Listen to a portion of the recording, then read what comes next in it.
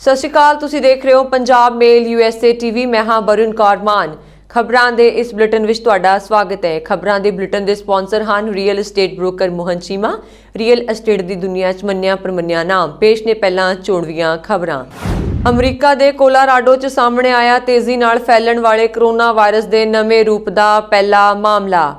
Louisiana ਦੇ ਚੁਣੇ ਗਏ ਕਾਂਗਰਸ ਪ੍ਰਤੀਨਿਧ ਲਿਓਕ ਲੈਟਲੋ ਦੀ ਕਰੋਨਾ ਵਾਇਰਸ ਨਾਲ ਹੋਈ ਮੌਤ। ਕਮਲਾ ਹੈਰਿਸ ਨੇ ਲਾਈਵ ਹੋ ਕੇ ਲਗਵਾਇਆ ਮੋਡਰਨਾ ਦਾ ਕਰੋਨਾ ਵਾਇਰਸ ਟੀਕਾ। ਬ੍ਰਿਟੇਨ ਤੋਂ ਵਾਪਸ ਆਏ 14 ਹੋਰ ਲੋਕ ਵਾਇਰਸ ਦੇ ਨਵੇਂ ਸਟ੍ਰੇਨ ਤੋਂ ਸੰਕਰਮਿਤ, ਕੁੱਲ ਕੇਸ ਹੋਏ 20। ਟਰੰਪ ਨੇ ਅਮਰੀਕੀ ਸੁਪਰੀਮ ਕੋਰਟ ਦੇ ਵਿਸਕਾਸਨ ਚੋਣ ਨਤੀਜੇ ਨੂੰ ਦਿੱਤੀ ਚੁਣੌਤੀ। ਕਰੀਮਾ ਬਲੋਚ ਹੱਤਿਆ ਮਾਮਲੇ 'ਚ ਕੈਨੇਡੀਅਨ ਦੂਤਘਰ ਦੇ ਬਾਹਰ ਸ਼ਾਂਤੀਪੂਰਨ ਪ੍ਰਦਰਸ਼ਨ। ਪੇਸ਼ ਨੇ ਹੁਣ ਖਬਰਾਂ ਵਿਸਥਾਰ ਨਾਲ।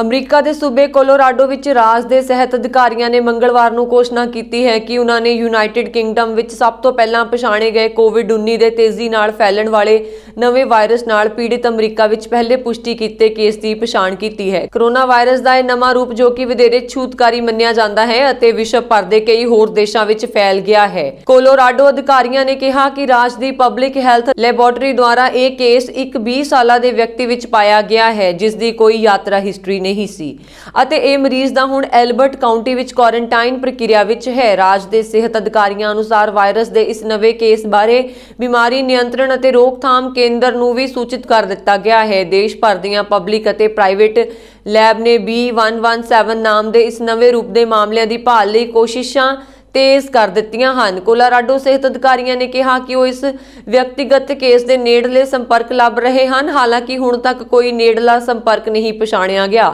ਇਸ ਮਾਮਲੇ ਦੇ ਸਾਹਮਣੇ ਆਉਣ ਤੋਂ ਪਹਿਲਾਂ ਅਮਰੀਕਾ ਵੱਲੋਂ UK ਤੋਂ ਆਉਣ ਵਾਲੇ ਯਾਤਰੀਆਂ ਲਈ ਉਡਾਣ ਭਰਨ ਤੋਂ ਪਹਿਲਾਂ ਕਰੋਨਾ ਦਾ ਨਕਾਰਾਤਮਕ ਟੈਸਟ ਹੋਣਾ ਜ਼ਰੂਰੀ ਕੀਤਾ ਗਿਆ ਹੈ। ਇਸ ਦੇ ਇਲਾਵਾ ਕਰੋਨਾ ਟੀਕਾ ਕੰਪਨੀਆਂ ਫਾਈਜ਼ਰ ਅਤੇ ਮੋਡਰਨਾ ਅਨੁਸਾਰ ਉਹਨਾਂ ਦਾ ਕੋਵਿਡ-19 ਟੀਕਾ ਵਾਇਰਸ ਦੇ ਨਵੇਂ ਰੂਪ B117 ਦੇ ਵਿਰੁੱਧ ਵੀ ਸੁਰੱਖਿਆ ਪ੍ਰਦਾਨ ਕਰ ਸਕਦਾ ਹੈ।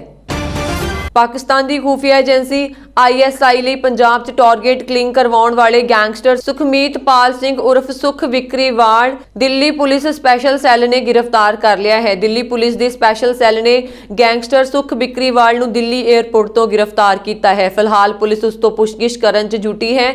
ਮੰਨਿਆ ਜਾ ਰਿਹਾ ਹੈ ਕਿ ਉਹ ਪੁੱਛਗਿੱਛ ਦੌਰਾਨ ਕੋਈ ਅਹਿਮ ਖੁਲਾਸੇ ਕਰ ਸਕਦਾ ਹੈ ਕਿ ਕਿਸ ਤਰ੍ਹਾਂ ਅੱਤਵਾਦੀ ਸੰਗਠਨ ਭਾਰਤ 'ਚ ਅਸ਼ਾਂਤੀ ਫੈਲਾਉਣ ਦੀ ਤਿਆਰੀ 'ਚ ਲੱਗਾ ਹੈ। ਇਸ ਮਹੀਨੇ ਦੀ ਸ਼ੁਰੂਆਤ 'ਚ ਸੁਖ ਵਿਕਰੀਵਾਲ ਨੂੰ ਦੁਬਈ ਪੁਲਿਸ ਨੇ ਹਿਰਾਸਤ 'ਚ ਲਿਆ ਸੀ। ਇਸ ਤੋਂ ਬਾਅਦ ਉਸ ਨੂੰ ਭਾਰਤ ਸੌਂਪਣ ਦੀ ਪ੍ਰਕਿਰਿਆ ਚੱਲ ਰਹੀ ਸੀ ਤੇ ਆਖਰਕਾਰ ਉਹ ਦਿੱਲੀ ਪੁਲਿਸ ਸਪੈਸ਼ਲ ਸੈੱਲ ਦੇ ਹੱਥ ਆ ਗਿਆ। ਇਹ ਵੀ ਕਿਹਾ ਜਾ ਰਿਹਾ ਹੈ ਕਿ ਅਧਿਕਾਰੀ ਬਲਵਿੰਦਰ ਸਿੰਘ ਦੀ ਹੱਤਿਆ 'ਚ ਉਸ ਤੋਂ ਪੁੱਛਗਿੱਛ ਕੀਤੀ ਜਾ ਰਹੀ ਹੈ। ਲੁਈਸਿਆਨਾ ਦੇ ਕਾਂਗਰਸਮੈਨ ਚੁਣੇ ਗਏ ਲਿਓਕ ਲੈਟਲੋ ਦੀ ਕਰੋਨਾ ਵਾਇਰਸ ਨਾਲ ਪੀੜਿਤ ਹੋਣ ਤੋਂ ਬਾਅਦ ਮੰਗਲਵਾਰ ਨੂੰ ਸ਼੍ਰੇਵਪੋਰਟ ਦੇ ਉੱਚ ਸਨਰ LSU ਹਸਪਤਾਲ ਵਿੱਚ ਮੌਤ ਹੋ ਗਈ ਹੈ। 41 ਸਾਲਾ ਲੈਟਲੋ ਨੂੰ 23 ਦਸੰਬਰ ਨੂੰ ਸੈਂਟ ਫਰਾਂਸਿਸਕੋ ਮੈਡੀਕਲ ਸੈਂਟਰ ਤੋਂ ਉੱਚ ਸਨਰ LSU ਹੈਲਥ ਦੇ ICU ਵਿੱਚ ਤਬਦੀਲ ਕਰ ਦਿੱਤਾ ਗਿਆ ਸੀ। ਲੈਟਲੋ ਆਪਣੇ ਪਿੱਛੇ ਪਤਨੀ ਜੂਲੀਆ ਬਾਰਨਹਿਲ ਲੈਟਲੋ ਅਤੇ 2 ਛੋਟੇ ਬੱਚੇ ਛੱਡ ਗਏ ਹਨ। ਲੈਟਲੋ ਨੇ 18 ਦਸੰਬਰ ਨੂੰ ਕਰੋਨਾ ਪੀੜਤ ਹੋਣ ਦੀ ਘੋਸ਼ਣਾ ਕੀਤੀ ਸੀ ਅਤੇ ਉਹ ਪਹਿਲਾਂ ਆਪਣੇ ਰਿਚਲੈਂਡ ਪੈਰਿਸ਼ ਦੇ ਘਰ ਵਿੱਚ ਕੁਆਰੰਟਾਈਨ ਸਨ, ਪਰ 19 ਦਸੰਬਰ ਨੂੰ ਲੈਟਲੋ ਨੂੰ ਸੇਂਟ ਫਰਾਂਸਿਸ ਹਸਪਤਾਲ ਵਿੱਚ ਦਾਖਲ ਕਰਵਾਇਆ ਗਿਆ ਸੀ ਅਤੇ ਬਾਅਦ ਵਿੱਚ ਸਿਹਤ ਵਿਗੜਨ ਤੇ ਸ਼੍ਰੇਵਪੋਰਟ ਦੇ ਹਸਪਤਾਲ ਭੇਜ ਦਿੱਤਾ ਗਿਆ ਸੀ। ਸੂਬਾ ਗਵਰਨਰ ਜੌਨ ਬੇਲ ਐਡਵਰਡਜ਼ ਨੇ ਲੈਟਲੋ ਦੀ ਮੌਤ ਤੇ ਸੋਗ ਪ੍ਰਗਟ ਕੀਤਾ ਹੈ। ਲੈਟਲੋ ਨੇ 5 ਦਸੰਬਰ ਨੂੰ ਵੀ 5ਵੀਂ ਕਾਂਗਰਸ ਦੀ ਜ਼ਿਲ੍ਹਾ ਸੀਟ ਤੇ ਲਾਂਸ ਹੈਰਿਸ ਦੇ ਖਿਲਾਫ ਚੋਣਾਂ ਵਿੱਚ 62% ਵੋਟਾਂ ਦੇ ਨਾਲ ਜਿੱਤ ਪ੍ਰਾਪਤ ਕੀਤੀ ਸੀ। ਜੌਨ ਹਾਪਕਿੰਸ ਯੂਨੀਵਰਸਿਟੀ ਦੇ ਅਨੁਸਾਰ ਲੁਈਸਿਆਨਾ ਵਿੱਚ 3,60,000 ਤੋਂ ਵੱਧ ਲੋਕਾਂ ਨੇ ਕੋਵਿਡ-19 ਲਈ ਸਕਾਰਾਤਮਕ ਟੈਸਟ ਕੀਤਾ ਹੈ। ਸੰਯੁਕਤ ਰਾਜ ਵਿੱਚ ਕਰੋਨਾ ਵਾਇਰਸ ਦੀ ਟੀਕਾਕਰਨ ਦੀ ਪ੍ਰਕਿਰਿਆ ਜਾਰੀ ਹੈ ਅਤੇ ਲਾਗ ਨੂੰ ਵਧਣ ਤੋਂ ਰੋਕਣ ਲਈ ਟੀਕਾਕਰਨ ਨੂੰ ਦੇਸ਼ ਭਰ ਵਿੱਚ ਸਫਲ ਕਰਨ ਲਈ ਸਰਕਾਰ ਸੰਭਵ ਯਤਨ ਕਰ ਰਹੀ ਹੈ। ਇਸ ਟੀਕਾਕਰਨ ਦੀ ਲੜੀ ਤਹਿਤ ਉਪ ਰਾਸ਼ਟਰਪਤੀ ਚੁਣੀ ਗਈ ਕਮਲਾ ਹੈਰਿਸ ਨੇ ਵੀ ਮੰਗਲਵਾਰ ਨੂੰ ਵਾਸ਼ਿੰਗਟਨ DC ਵਿੱਚ ਟੈਲੀਵਿਜ਼ਨ ਤੇ ਮੋਡਰਨਾ ਕੋਵਿਡ-19 ਟੀਕੇ ਦੀ ਪਹਿਲੀ ਖੁਰਾਕ ਪ੍ਰਾਪਤ ਕਰਨ ਦੇ ਨਾਲ ਹੀ ਅਮਰੀਕਾ ਵਾਸੀਆਂ ਨੂੰ ਵਾਇਰਸ ਦਾ ਟੀਕਾ ਲਗਵਾਉਣ ਦੀ ਵੀ ਅਪੀਲ ਕੀਤੀ ਹੈ। ਹੈਰਿਸ ਨੇ ਆਪਣੀ ਖੱਬੀ ਬਾਂਹ ਵਿੱਚ ਟੀਕਾ ਲਗਵਾਉਣ ਤੋਂ ਬਾਅਦ ਇਸ ਪ੍ਰਕਿਰਿਆ ਨੂੰ ਸੌਖਾ ਦੱਸਦਿਆਂ ਦੇਸ਼ ਵਾਸੀਆਂ ਨੂੰ ਉਤਸ਼ਾਹਿਤ ਕੀਤਾ। ਬਾਈਡਨ ਹੈਰਿਸ ਤਬਦੀਲ ਟੀਮ ਦੇ ਅਨੁਸਾਰ ਹੈਰਿਸ ਨੂੰ ਇਹ ਟੀਕਾ ਯੂਨਾਈਟਿਡ ਮੈਡੀਕਲ ਸੈਂਟਰ ਵਿਖੇ ਕਲੀਨਿਕਲ ਨਰਸ ਮੈਨੇਜਰ ਪੈਟਰੀਸੀਆ ਕਮਿੰਗਜ਼ ਦੁਆਰਾ ਲਗਾਇਆ ਗਿਆ ਹੈ। ਇਸ ਦੇ ਬਾਅਦ ਹੈਰਿਸ ਨੇ ਕਮਿਊਨਿਟੀ ਦੀ ਸੇਵਾ ਕਰਨ ਲਈ ਯੂਨਾਈਟਿਡ ਮੈਡੀਕਲ ਸੈਂਟਰ ਦਾ ਵੀ ਧੰਨਵਾਦ ਕੀਤਾ। ਕਮਲਾ ਹੈਰਿਸ ਨੇ ਮੋਡਰਨਾ ਟੀਕੇ ਦੀ ਪਹਿਲੀ ਖੁਰਾਕ ਜੋ ਬਾਈਡਨ ਦੁਆਰਾ ਟੈਲੀਵਿਜ਼ਨ ਤੇ ਲਾਈਵ ਟੀਕਾ ਲਗਵਾਉਣ ਦੇ ਤਕਰੀਬਨ 1 ਹਫ਼ਤੇ ਬਾਅਦ ਲਗਵਾਇਆ ਹੈ। ਬਾਈਡਨ ਨੇ ਵੀ ਲੋਕਾਂ ਨੂੰ ਟੀਕੇ ਦੀ ਸੁਰੱਖਿਆ ਬਾਰੇ ਭਰੋਸਾ ਦਿਵਾ ਕੇ ਜਲਦੀ ਟੀਕਾ ਲਗਵਾਉਣ ਦੀ ਅਪੀਲ ਕੀਤੀ ਸੀ। ਬ੍ਰਿਟੇਨ ਤੋਂ ਭਾਰਤ ਪਰਤੇ 14 ਹੋਰ ਲੋਕ SARS-CoV-2 ਦੇ ਨਵੇਂ ਸਟ੍ਰੇਨ ਤੋਂ ਸੰਕਰਮਿਤ ਪਾਏ ਗਏ ਹਨ, ਜਿਸ ਨਾਲ ਦੇਸ਼ ਵਿੱਚ ਅਜਿਹੇ ਮਾਮਲਿਆਂ ਦੀ ਕੁੱਲ ਗਿਣਤੀ 20 ਹੋ ਗਈ ਹੈ। ਇਸੇ ਤਰ੍ਹਾਂ ਦੇ ਕੇਸ ਪਿੱਛੇ ਪੱਛਮੀ ਬੰਗਾਲ ਅਤੇ ਉੱਤਰ ਪ੍ਰਦੇਸ਼ ਵਿੱਚ ਵੀ ਸਾਹਮਣੇ ਆਏ ਨੇ। ਸਰਕਾਰ ਜੋ ਕਿ ਚੌਕਸ ਹੈ, ਬ੍ਰਿਟੇਨ ਅਤੇ ਭਾਰਤ ਦਰਮਿਆਨ ਯਾਤਰੀਆਂ ਦੀਆਂ ਉਡਾਣਾਂ ਉੱਤੇ 1 ਜਨਵਰੀ ਲਈ 7 ਜਨਵਰੀ ਤੱਕ ਦਾ ਅਸਥਾਈ ਰੋਕ ਲਗਾ ਦਿੱਤੀ ਹੈ ਅਤੇ ਕਿਹਾ ਹੈ ਕਿ ਸੇਵਾਵਾਂ ਸਖਤ ਨਿਯਮ ਦੀ ਪਾਲਣਾ ਕੀਤੀਆਂ ਜਾਣਗੀਆਂ। ਸਥਾਨਕ ਅਧਿਕਾਰੀਆਂ ਅਨੁਸਾਰ ਮਹਾਰਾਸ਼ਟਰ, ਉੜੀਸਾ, ਕਰਨਾਟਕ ਅਤੇ ਪੰਜਾਬ ਵਰਗੇ ਰਾਜਾਂ ਵਿੱਚ ਬ੍ਰਿਟੇਨ ਤੋਂ ਵਾਪਸ ਪਰਤੇ ਕੁਝ ਲੋਕਾਂ ਦਾ ਪਤਾ ਨਹੀਂ ਲੱਗ ਸਕਿਆ ਅਤੇ ਇਹਨਾਂ ਲੋਕਾਂ ਦਾ ਪਤਾ ਲਗਾਉਣ ਦੀ ਕੋਸ਼ਿਸ਼ ਕੀਤੀ ਜਾ ਰਹੀ ਹੈ। ਕੇਂਦਰ ਨੇ ਪਿਛਲੇ ਹਫ਼ਤੇ 25,000 ਦੇ ਮੱਧ ਤੋਂ 23 ਦਸੰਬਰ ਤੱਕ ਭਾਰਤ ਪਹੁੰਚੇ ਲਗਭਗ 33,000 ਯਾਤਰੀਆਂ ਨੂੰ ਨਿਰਦੇਸ਼ ਦਿੱਤੇ ਸਨ ਅਤੇ ਜਿਨ੍ਹਾਂ ਲੋਕਾਂ ਦੇ ਸੰਪਰਕ ਵਿੱਚ ਆਏ ਸਨ ਉਹਨਾਂ ਨੇ RT-PCR ਟੈਸਟ ਕਰਵਾਉਣ ਲਈ ਅਤੇ ਸੰਕਰਮਿਤ ਨਮੂਨਿਆਂ ਨੂੰ ਜੀਨੋਮ ਸਕ੍ਰੀਨਿੰਗ ਲਈ ਭੇਜਿਆ ਸੀ। ਸਰਕਾਰ ਹੁਣ ਨਵੀਂ ਪਰੇਸ਼ਾਨੀ ਦਾ ਪਤਾ ਲਗਵਾਉਣ ਲਈ 9 ਤੋਂ 22 ਦਸੰਬਰ ਤੱਕ ਭਾਰਤ ਪਹੁੰਚੀ ਹੈ ਅਤੇ ਕੋਰੋਨਾ ਵਾਇਰਸ ਨਾਲ ਸੰਕਰਮਿਤ ਲੱਛਣ ਪਾਏ ਗਏ ਜਾਂ ਲੱਛਣ ਵਾਲੇ ਸਾਰੇ ਯਾਤਰੀਆਂ ਦੇ ਨਮੂਨੇ ਜੀਨੋਮ ਸਕ੍ਰੀਨਿੰਗ ਲਈ ਭੇਜਣ ਦੇ ਨਿਰਦੇਸ਼ ਦਿੱਤੇ ਹਨ। ਮਾਇਰਾ ਨੇ ਨੋਟ ਕੀਤਾ ਹੈ ਕਿ ਅਜੇ ਤੱਕ ਇਹ ਨਹੀਂ ਪਾਇਆ ਗਿਆ ਹੈ ਕਿ ਨਵੀਂ ਖਿਚਾਅ ਬਿਮਾਰੀ ਦੀ ਗੰਭੀਰਤਾ ਨੂੰ ਵਧਾਉਂਦਾ ਹੈ। ਅਮਰੀਕਾ ਦੇ ਰਾਸ਼ਟਰਪਤੀ ਡੋਨਾਲਡ ਟਰੰਪ ਨੇ ਦੇਸ਼ ਦੀ ਸੁਪਰੀਮ ਕੋਰਟ ਨੂੰ ਵਿਸਕਾਸਿਨ ਸੂਬੇ ਦੇ ਚੋਣ ਨਤੀਜਿਆਂ ਨੂੰ ਚੁਣੌਤੀ ਦੇਣ ਲਈ ਪਟੀਸ਼ਨ ਤੇ ਸੁਣਵਾਈ ਕਰਨ ਦੀ ਅਪੀਲ ਕੀਤੀ ਹੈ। ਰਾਸ਼ਟਰਪਤੀ ਅਹੁਦੇ ਲਈ ਹੋਈਆਂ ਚੋਣਾਂ 'ਚ ਟਰੰਪ ਇਸ ਸੂਬੇ 'ਚ ਡੈਮੋਕ੍ਰੈਟਿਕ ਪਾਰਟੀ ਦੇ ਉਮੀਦਵਾਰ ਜੋ ਬਾਈਡਨ ਹੱਥੋਂ 21,000 ਵੋਟਾਂ ਨਾਲ ਹਾਰ ਗਏ ਸਨ, ਜਿਸ ਤੋਂ ਬਾਅਦ ਟਰੰਪ ਦੀ ਪ੍ਰਚਾਰ ਮੁਹਿੰਮ ਟੀਮ ਨੇ ਸੂਬੇ ਦੀ ਸੁਪਰੀਮ ਕੋਰਟ 'ਚ ਪਟੀਸ਼ਨ ਦਾਖਲ ਕਰਕੇ ਡੇਨ ਅਤੇ ਮਿਲਵਾਕੀ ਕਾਉਂਟੀ ਦੀਆਂ 2,21,000 ਤੋਂ ਵੱਧ ਵੋਟਾਂ ਨੂੰ ਰੱਦ ਕਰਨ ਦੀ ਅਪੀਲ ਕੀਤੀ ਸੀ। ਇਹਨਾਂ ਦੋਵੇਂ ਕਾਉਂਟੀਆਂ 'ਚ ਡੈਮੋਕ੍ਰੈਟਿਕ ਪਾਰਟੀ ਨੂੰ ਭਾਰੀ ਸਮਰਥਨ ਮਿਲਿਆ ਸੀ। ਪਟੀਸ਼ਨ 'ਚ ਦੋਸ਼ ਲਗਾਇਆ ਗਿਆ ਹੈ ਕਿ ਇਹਨਾਂ ਦੋਵੇਂ ਕਾਉਂਟੀਆਂ ਦੀਆਂ ਵੋਟਾਂ ਦੀ ਗਿਣਤੀ 'ਚ ਹੇਰਾਫੇਰੀ ਕੀਤੀ ਗਈ ਹੈ। ਹਾਲਾਂਕਿ ਸੂਬੇ ਦੀ ਸੁਪਰੀਮ ਕੋਰਟ ਨੇ ਇਸ ਨੂੰ ਖਾਰਿਜ ਕਰ ਦਿੱਤਾ ਸੀ। ਰਸਮੀ ਤੌਰ ਤੇ 20 ਜਨਵਰੀ ਨੂੰ ਬਾਈਡਨ ਅਮਰੀਕਾ ਦੇ ਅਗਲੇ ਰਾਸ਼ਟਰਪਤੀ ਵਜੋਂ ਸਹੁੰ ਚੁੱਕਣਗੇ, ਪਰ ਅਜੇ ਵੀ ਟਰੰਪ ਕਈ ਇਲਾਕਿਆਂ ਵਿੱਚ ਆਪਣੀ ਜਿੱਤ ਦਾ ਦਾਅਵਾ ਕਰਦੇ ਆ ਰਹੇ ਨੇ। ਬ੍ਰਿਟੇਨ ਨੇ ਬੁੱਧਵਾਰ ਨੂੰ ਆਕਸਫੋਰਡ ਯੂਨੀਵਰਸਿਟੀ ਤੇ ਦਵਾਈ ਕੰਪਨੀ ਐਸਟਰਾਜੈਨੇਕਾ ਵੱਲੋਂ ਵਿਕਸਿਤ ਕੀਤੀ ਗਈ ਕੋਵਿਡ-19 ਵੈਕਸੀਨ ਨੂੰ ਮਨਜ਼ੂਰੀ ਦੇ ਦਿੱਤੀ ਹੈ। ਇਸ ਨਾਲ ਹੀ ਬਰਤਾਨੀਆ, ਆਕਸਫੋਰਡ ਯੂਨੀਵਰਸਿਟੀ ਤੇ ਐਸਟਰਾਜੈਨੇਕਾ ਦੀ ਕੋਵਿਡ ਵੈਕਸੀਨ ਨੂੰ ਮਨਜ਼ੂਰੀ ਦੇਣ ਵਾਲਾ ਦੁਨੀਆ ਦਾ ਪਹਿਲਾ ਦੇਸ਼ ਬਣ ਗਿਆ ਹੈ।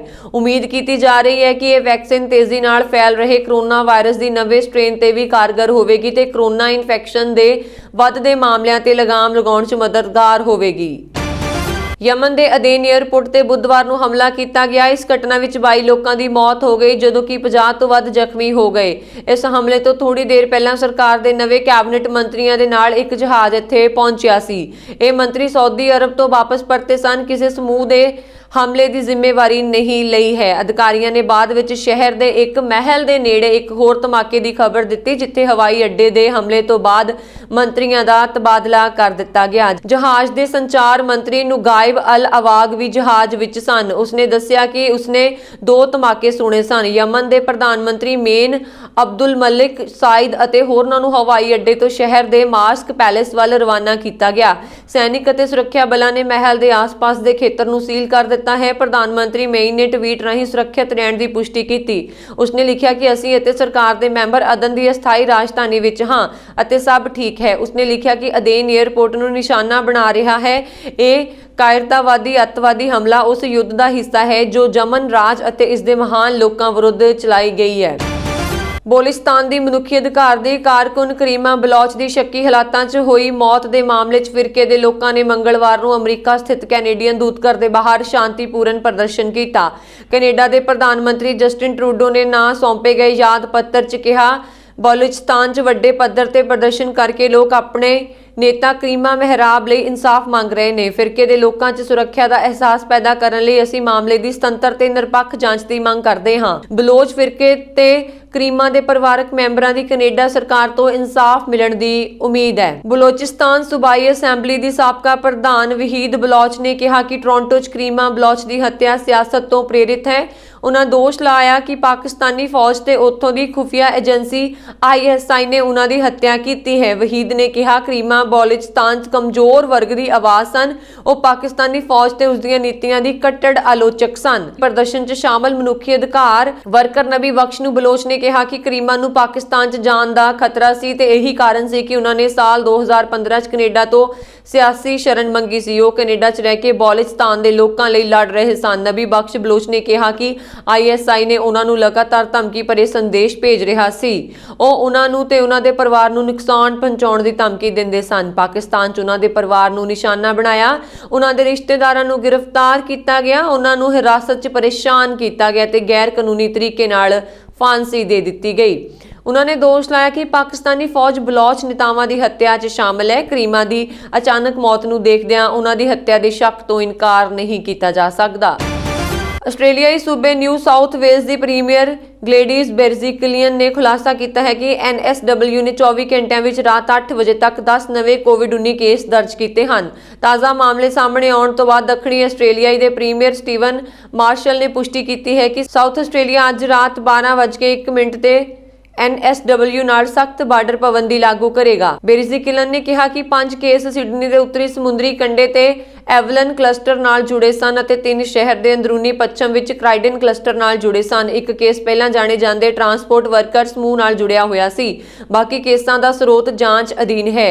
ਬੇਰਜ਼ਿਕਲੀਅਨ ਨੇ ਕਿਹਾ ਭਾਵੇਂ ਕਿ ਇਹ ਇੱਕ ਪੁਰਾਣਾ ਮਾਮਲਾ ਹੋ ਸਕਦਾ ਹੈ, ਪ੍ਰੀਮੀਅਰ ਨੇ ਕਿਹਾ ਕਿ ਪਿਛਲੇ 24 ਘੰਟਿਆਂ ਦੌਰਾਨ ਰਾਜ ਭਰ ਵਿੱਚ ਤਕਰੀਬਨ 28,000 ਲੋਕਾਂ ਦਾ ਟੈਸਟ ਕੀਤਾ ਗਿਆ, ਜੋ ਪਿਛਲੇ ਦਿਨਾਂ ਵਿੱਚ ਵਾਧਾ ਹੈ। ਕੱਲ ਰਾਤ 8 ਵਜੇ ਤੱਕ 17 ਨਵੇਂ ਮਾਮਲਿਆਂ ਵਿੱਚ 5 ਸਥਾਨਕ ਤੌਰ ਤੇ ਐਕਵਾਇਰ ਕੀਤੇ ਕੇਸ ਐਵਲਨ ਸਮੂਹ ਨਾਲ ਜੁੜੇ ਹੋਏ ਹਨ ਅਤੇ ਪਿਛਲੇ ਕੇਸਾਂ ਦੇ ਨੇੜਲੇ ਸੰਪਰਕ ਹਨ। ਇਸ ਸਮੂਹ ਵਿੱਚ ਹੁਣ 144 ਕੇਸ ਹਨ। ਸਥਾਨਕ ਤੌਰ ਤੇ ਹਾਸਲ ਕੀਤੇ 3 ਕੇਸ ਅੰਦਰੂਨੀ ਵੈਸਟ ਕਲਸਟਰ ਨਾਲ ਜੁੜੇ ਹੋਏ ਹਨ, ਜਿਨ੍ਹਾਂ ਦਾ ਸਰੋਤ ਅਜੇ ਵੀ ਜਾਂਚ ਅਧੀਨ ਹੈ। ਇਹ ਕੇਸ ਕੱਲ ਦੱਸੇ ਗਏ ਕੇਸਾਂ ਦੇ ਨੇੜਲੇ ਸੰਪਰਕ ਸਨ ਅਤੇ ਇਸ ਸਮੂਹ ਵਿੱਚ ਹੁਣ 9 ਕੇਸ ਹਨ। ਸਥਾਨਕ ਤੌਰ ਤੇ ਐਕਵਾਇਰ ਕੀਤਾ ਇੱਕ ਕੇਸ ਪਹਿਲਾਂ ਦੱਸੇ ਗਏ 2 ਮਰੀਜ਼ਾਂ ਦੇ ਟਰਾਂਸਪੋਰਟ ਡਰਾਈਵਰਾਂ ਵਿੱਚੋਂ ਇੱਕ ਦਾ ਨੇੜਲਾ ਸੰਪਰਕ ਹੈ। ਇੱਕ ਹੋਰ ਕੇਸ ਪੱਛਮੀ ਸਿਡਨੀ ਦਾ ਹੈ, ਜੋ ਜਾਂਚ ਅਧੀਨ ਹੈ। 7 ਮਾਮਲੇ ਵਿਦੇਸ਼ਾਂ ਤੋਂ ਪਰਤੇ ਲੋਕਾਂ ਦੇ ਸਨ ਅਤੇ ਉਹ ਹੋਟਲ ਵਿੱਚ ਕੁਆਰੰਟਾਈਨ ਹਨ। ਸੁਰੱਖਿਆ ਦੇ ਤਹਿਤ ਪ੍ਰਤੀ ਦਿਨ ਸਿਰਫ 5 ਮਹਿਮਾਨਾਂ ਦੀ ਇਜਾਜ਼ਤ ਦੇ ਨਾਲ ਘਰੇਲੂ ਇਕੱਠਾਂ ਦੀ ਇਜਾਜ਼ਤ ਦਿੱਤੀ ਗਈ ਹੈ। ਇਹ ਪਾਬੰਦੀ ਅਨਿਸ਼ਚਿਤ ਸਮੇਂ ਲਈ ਰਹੇਗੀ। ਬੇਰਜ਼ਿਕਲੀਅਨ ਨੇ ਇੰਡੋਰ ਜਨਤਕ ਥਾਵਾਂ ਤੇ ਵੀ ਮਾਸਕ ਪਹਿਨਣ ਦੀ ਮਹੱਤਤਾ ਤੇ ਜ਼ੋਰ ਦਿੱਤਾ।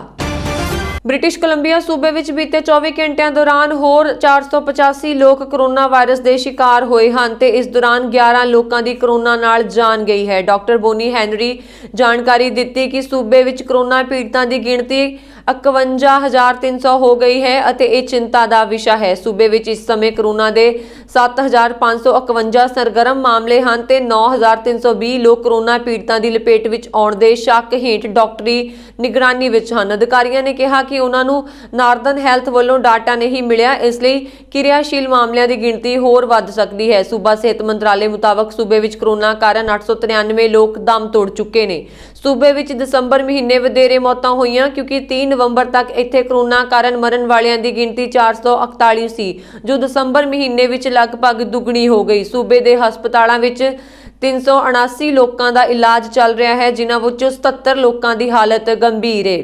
ਸੂਬੇ ਵਿੱਚ ਕੋਰੋਨਾ ਤੋਂ ਬਚਾਅ ਲਈ ਟੀਕਾਕਰਨ ਸ਼ੁਰੂ ਹੋ ਗਿਆ ਹੈ ਤੇ ਹੁਣ ਤੱਕ ਲਗਭਗ 14,000 ਤੋਂ ਵੱਧ ਲੋਕਾਂ ਨੂੰ ਟੀਕਾ ਲੱਗ ਚੁੱਕਾ ਹੈ। ਉਹਨਾਂ ਲੋਕਾਂ ਨੂੰ ਅਪੀਲ ਕੀਤੀ ਕਿ ਉਹ ਫਿਲਹਾਲ ਪਾਰਟੀਆਂ ਕਰਨ ਤੋਂ ਬਚਾਅ ਕਰਨ ਤੇ ਜਿੰਨਾ ਹੋ ਸਕੇ ਆਪਣਾ ਤੇ ਆਪਣੇ ਦੋਸਤਾਂ ਰਿਸ਼ਤੇਦਾਰਾਂ ਦੀ ਸੁਰੱਖਿਆ ਬਾਰੇ ਸੋਚਣ।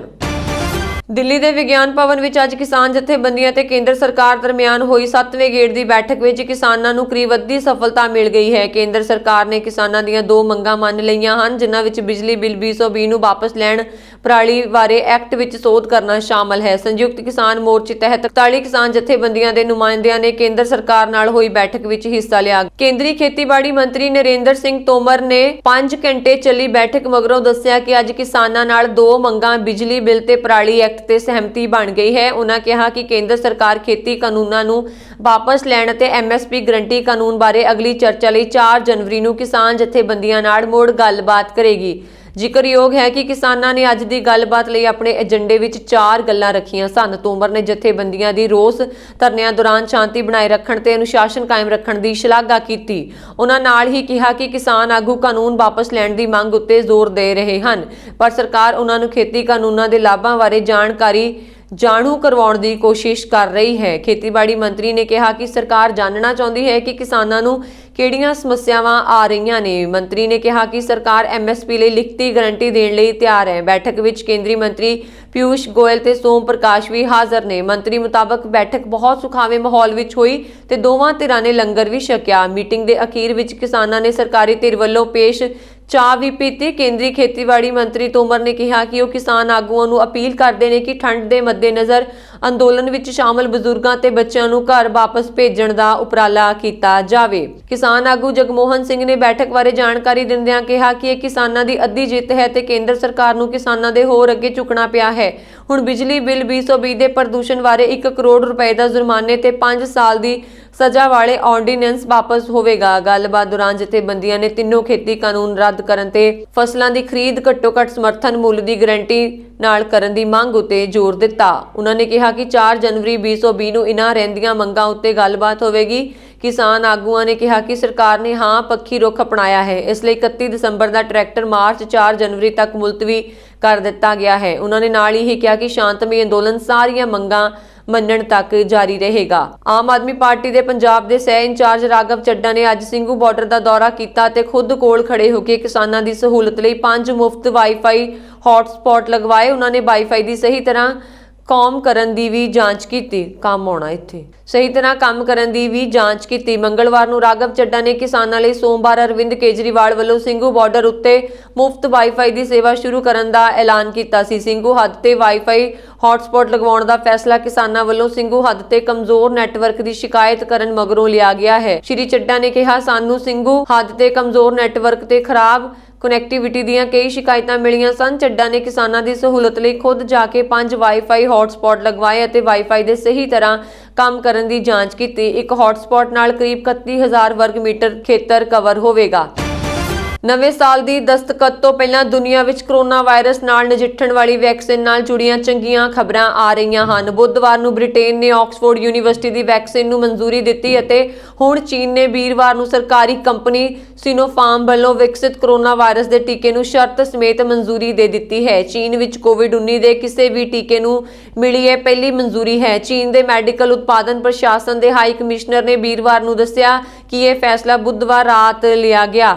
ਚੀਨ ਦੇ ਸਿਨੋਫਾਰਮ ਵੈਕਸੀਨ ਨੂੰ ਮਨਜ਼ੂਰੀ ਦੇ ਦਿੱਤੀ ਹੈ, ਜਿਸ ਨੂੰ ਚੀਨ ਦੀ ਸਰਕਾਰੀ ਮਸ਼ੀਨਰੀ ਦੀ ਮਦਦ ਨਾਲ ਬਣਾਇਆ ਗਿਆ ਹੈ। ਆਮ ਲੋਕਾਂ ਦੀ ਵਰਤੋਂ ਦੇ ਲਈ ਚੀਨ ਵਿੱਚ ਪਹਿਲੀ ਵਾਰ ਕਿਸੇ ਵੈਕਸੀਨ ਨੂੰ ਮਨਜ਼ੂਰੀ ਦਿੱਤੀ ਗਈ ਹੈ। ਹੁਣ ਤੱਕ ਚੀਨ ਵਿੱਚ ਕੁਝ ਵੈਕਸੀਨ ਦੇ ਵੱਡੇ ਪੱਧਰ ਦੇ ਟ੍ਰਾਇਲ ਚੱਲ ਰਿਹਾ ਸੀ, ਪਰ ਹੁਣ ਮਨਜ਼ੂਰੀ ਮਿਲ ਗਈ ਹੈ। ਹਾਲ ਹੀ ਵਿੱਚ ਸਿਨੋਫਾਰਮ ਵੈਕਸੀਨ ਦੇ ਟ੍ਰਾਇਲ ਦੇ ਨਤੀਜੇ ਸਾਹਮਣੇ ਆਏ ਸਨ, ਜਿਸ ਵਿੱਚ ਤੀਜੇ ਪੜਾਅ ਵਿੱਚ ਇਸ ਵੈਕਸੀਨ ਦੀ ਸਫਲਤਾ 79% ਸੀ। ਭਾਵੇਂ ਕਿ ਦੁਨੀਆ ਵਿੱਚ ਹੁਣ ਤੱਕ ਜਿਹੜੀਆਂ ਫਾਈਜ਼ਰ, ਮੋਡਰਨਾ ਅਤੇ ਆਕਸਫੋਰਡ ਦੀ ਵੈਕਸੀਨ ਨੂੰ ਮਨਜ਼ੂਰੀ ਮਿਲੀ ਹੈ, ਉਹਨਾਂ ਵਿੱਚ ਚੀਨੀ ਵੈਕਸੀਨ ਦੀ ਸਫਲਤਾ ਦੀ ਦਰ ਸਭ ਤੋਂ ਘੱਟ ਹੈ। ਚੀਨ ਵਿੱਚ ਕੁੱਲ 5 ਵੈਕਸੀਨ ਦਾ ਟ੍ਰਾਇਲ ਚੱਲ ਰਿਹਾ ਹੈ, ਜੋ ਤੀਜੇ ਪੜਾਅ ਵਿੱਚ ਹਨ। ਇਹਨਾਂ ਵਿੱਚੋਂ ਪਹਿਲੀ ਵੈਕਸੀਨ ਨੂੰ ਆਮ ਲੋਕਾਂ ਦੀ ਵਰਤੋਂ ਦੇ ਲਈ ਮਨਜ਼ੂਰੀ ਮਿਲ ਗਈ ਹੈ। ਗੌਰਤਲਬ ਹੈ ਕਿ ਪਿਛਲੇ ਸਾਲ ਇਸ ਸਮੇਂ ਦੇ ਕਰੀਬ ਚੀਨ ਦੇ ਵੁਹਾਨ ਤੋਂ ਹੀ ਕਰੋਨਾ ਵਾਇਰਸ ਦਾ ਸੰਕਟ ਸ਼ੁਰੂ ਹੋਇਆ ਸੀ, ਜਿਸ ਨੇ ਪੂਰੀ ਦੁਨੀਆ ਵਿੱਚ ਤਬਾਹੀ ਮਚਾਈ ਹੋਈ ਹੈ। ਇਹ ਸਨ ਹੁਣ ਤੱਕ ਦੀਆਂ ਖਬਰਾਂ। ਮੈਨੂੰ ਵਰੁਣ ਕੌਰ ਮਾਨ ਨੂੰ ਦਿਓ ਆਗਿਆ। ਤੁਸੀਂ ਬਣੇ ਰਹੋ ਪੰਜਾਬ ਮੇਲ USA TV ਦੇ ਨਾਲ। ਸਤਿ ਸ਼੍ਰੀ ਅਕਾਲ।